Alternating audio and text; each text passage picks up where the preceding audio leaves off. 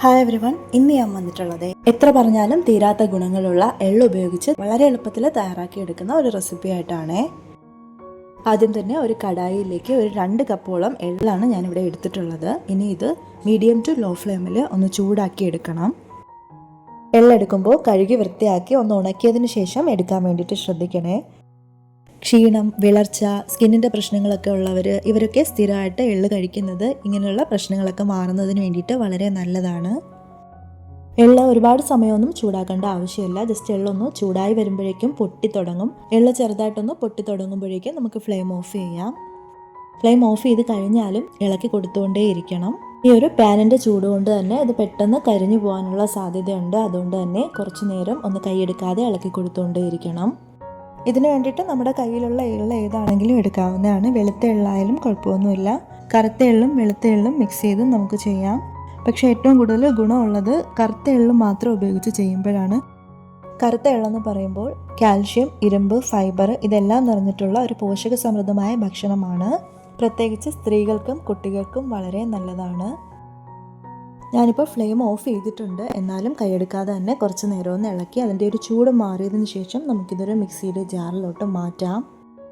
ഞാനിപ്പോൾ ഇതാ ഒരു മിക്സിയുടെ ജാർ എടുത്തിട്ടുണ്ട്. നമുക്കിനി ഇതിലേക്ക് എള്ളും ബാക്കിയുള്ള ചേരുവകളും കൂടെ ചേർത്ത് കൊടുക്കാം.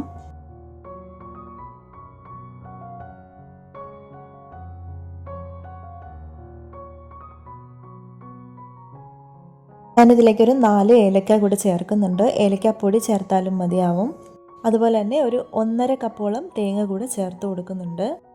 ഞാനിപ്പോൾ ചിരകിയ തേങ്ങ ഡയറക്റ്റാണ് ചേർത്തിട്ടുള്ളത്. നിങ്ങൾ കുറച്ച് ക്വാണ്ടിറ്റിയിലാണ് തയ്യാറാക്കി എടുക്കുന്നതെന്നുണ്ടെങ്കിൽ തേങ്ങ അല്പം വറുത്തതിന് ശേഷം തയ്യാറാക്കി എടുക്കുകയാണെന്നുണ്ടെങ്കിൽ കുറച്ച് ദിവസം കേടാവാതെ ഇരിക്കും. തേങ്ങ വറുത്തെടുക്കുന്നതിന് പകരം ഡെസിക്കേറ്റഡ് കോക്കനട്ട് ചേർത്താലും മതിയാവും. ഒരു 1/4 കപ്പോളം ശർക്കരയാണ് ഞാനിതിലേക്ക് ചേർത്തിട്ടുള്ളത്. എനിക്കിത് മധുരം പാകത്തിന് തന്നെ ഉണ്ടായിരുന്നു. മധുരം അല്പം കൂടുതലായിട്ട് വേണമെന്നുള്ളവരാണെന്നുണ്ടെങ്കിൽ ശർക്കര അതിൻ്റെ ക്വാണ്ടിറ്റി അനുസരിച്ച് അല്പം കൂടെ കൂട്ടിയെടുക്കാവുന്നതാണ്. ഇനി ഇതെല്ലാം നന്നായിട്ടൊന്ന് പൊടിച്ചെടുക്കാം. ഞാനിപ്പോൾ ഇതെല്ലാം നന്നായിട്ട് തന്നെ പൊടിച്ചെടുത്തിട്ടുണ്ട്. 2-3 വട്ടം ജസ്റ്റ് ഒന്ന് പൾസ് ചെയ്തെടുത്താൽ മതി. പെട്ടെന്ന് തന്നെ ഇങ്ങനെ ആയി കിട്ടും. ഇത് മിക്സിയുടെ ജാറിൽ നിന്നും മറ്റൊരു പാത്രത്തിലേക്ക് മാറ്റാം. ഇതിപ്പോൾ ഉരുട്ടിയെടുക്കാൻ പാകത്തിന് റെഡിയായി കിട്ടിയിട്ടുണ്ട്. ഇനി ഇതിൽ നിന്നും അല്പം കയ്യിലെടുത്ത് നെല്ലിക്ക വലുപ്പത്തിലുള്ള ബോൾസ് ആയിട്ട് നമുക്ക് ഉരുട്ടിയെടുക്കാം. ഇതിലേക്ക് ഇനി നെയ്യോ എണ്ണയോ ഒന്നും സ്പെഷ്യലായിട്ട് ചേർക്കേണ്ട ആവശ്യമില്ല. ഇത് ക്രഷ് ചെയ്തെടുക്കുന്ന സമയത്ത് എള്ളിൽ നിന്നും തന്നെ നാച്ചുറൽ ആയിട്ടുള്ള ഒരു ഓയിൽ പുറത്തോട്ട് വന്നിട്ടുണ്ടാവും. വളരെ സിമ്പിളായിട്ട് തയ്യാറാക്കിയെടുക്കാൻ പറ്റുന്നതും ഒരുപാട് ആരോഗ്യ ഗുണങ്ങളുള്ളതുമായ ഈ ഒരു റെസിപ്പി തയ്യാറാക്കുന്നതിനോടൊപ്പം തന്നെ എൻ്റെ വീഡിയോ ഇഷ്ടമായിട്ടുണ്ടെങ്കിൽ ചാനലൊന്ന് ലൈക്ക് ചെയ്യണേ. തയ്യാറാക്കി വെച്ചിട്ടുള്ള എള്ളിൻ്റെ മിശ്രിതം എല്ലാം ഇതുപോലെ ബോൾസായിട്ട് ഉരുട്ടിയെടുക്കുക. ഞാനിപ്പോൾ എല്ലാം തന്നെ ഇതുപോലെ ഉരുട്ടിയെടുത്ത് വെച്ചിട്ടുണ്ട്.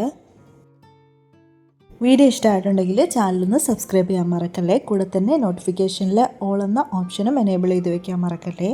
അപ്പോൾ നെക്സ്റ്റ് നിങ്ങൾക്ക് യൂസ്ഫുൾ ആയിട്ടുള്ള ഒരു വീഡിയോ ആയിട്ട് കാണുന്നത് വരേക്കും thank you for watching and stay tune my channel.